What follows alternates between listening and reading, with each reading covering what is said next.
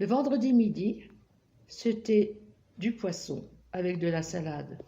Et moi, je détestais ça. Avec ma copine, on échangeait. Poisson contre de la salade. Mais il ne fallait pas se faire prendre. Souvent, les commerçants du bourg accueillaient des enfants pour manger le midi. On partageait tout le pain, la soupe. On coupait le nombre de tranches en fonction du nombre de personnes. Et on mettait le pain à tremper dans le bouillon. Moi, le vendredi, j'allais acheter une banane chez la commerçante et je mangeais ça avec du pain. La banane, ça vaut un steak. Le pain était la base du repas. Quand on voit tout ce qui est jeté aujourd'hui, on a perdu la valeur. On mangeait bien chez les religieuses. Elles faisaient tout le temps de la bonne cuisine. Le jardin était immense. Il y avait des leçons qui se faisaient dehors quand c'était sur les fruits. Elles les coupaient en petits morceaux. Et si on avait bien écouté, on avait le droit d'y goûter. Ce qui était bien avec les religieuses, c'est qu'elles avaient le temps. Et elles le prenaient. Avec les élèves qui avaient plus de mal, elles y arrivaient. Elles étaient patientes. Elles n'avaient pas de famille à s'occuper le soir. C'était du temps pour nous.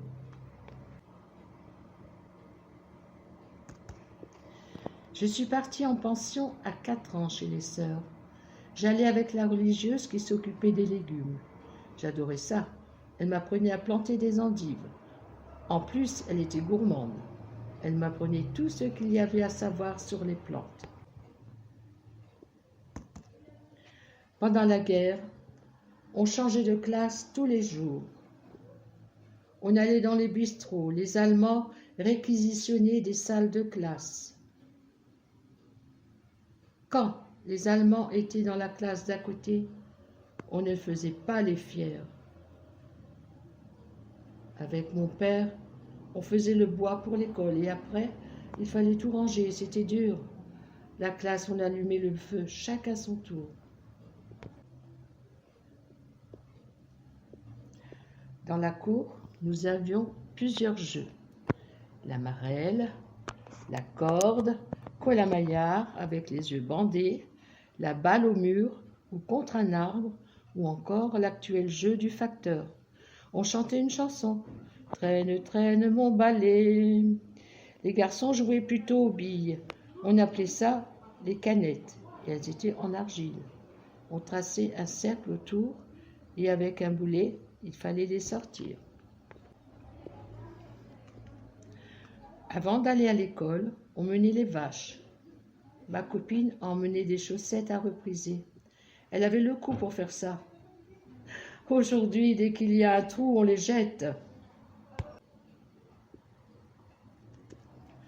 Pendant la leçon de sciences, la maîtresse voulait me faire dire les noms des vers de terre en patois. Je n'aimais pas ça. L'école...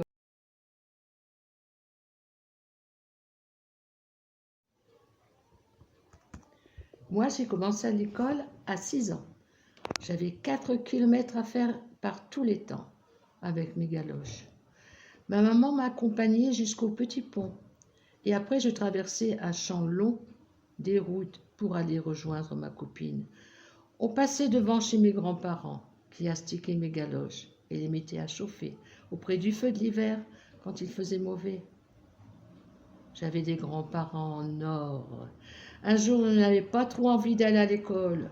Je me suis plainte de mon ventre.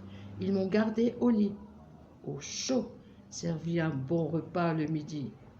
J'étais heureuse. Je me vois encore nichée dans le lit. Il faut dire que je jalousais un peu les filles du bourg qui pouvaient rentrer le midi. Elles avaient un bon repas. Et moi, ma maman me manquait.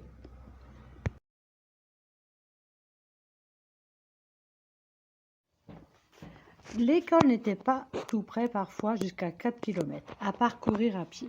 Nous avions les sabots aux pieds, on les bourrait de paille ou de foin. La paille d'orge était plus douce. On se fricassait quand on se cognait les chevilles avec les sabots et ça faisait mal. Certains accrochaient au fil à leurs chevilles pour éviter de se cogner. La blouse était obligatoire et il ne fallait pas se salir. Les élèves semaient des maillettes, clous sous les chaussures. Tout le long de la route, il fallait régulièrement en remettre. Les vélos et les voitures crevaient souvent auprès des écoles.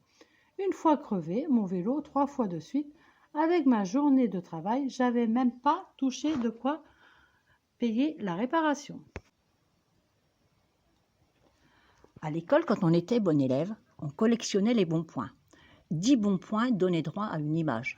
Et le meilleur élève se voyait attribuer pour quelque temps la croix. Épinglée sur la pelouse, quelle fierté de la rapporter à la maison.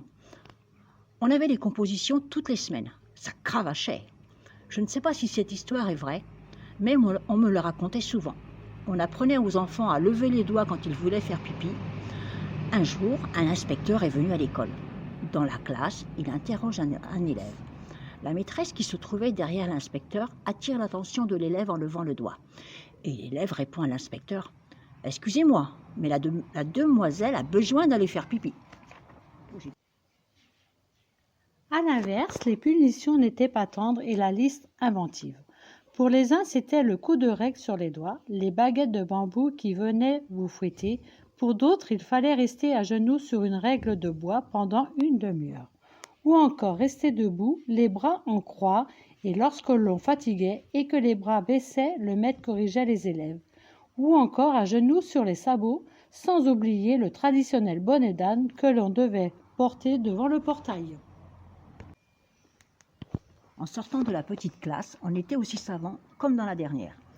J'ai eu mon certificat à 9 ans et jamais je ne suis retournée à l'école.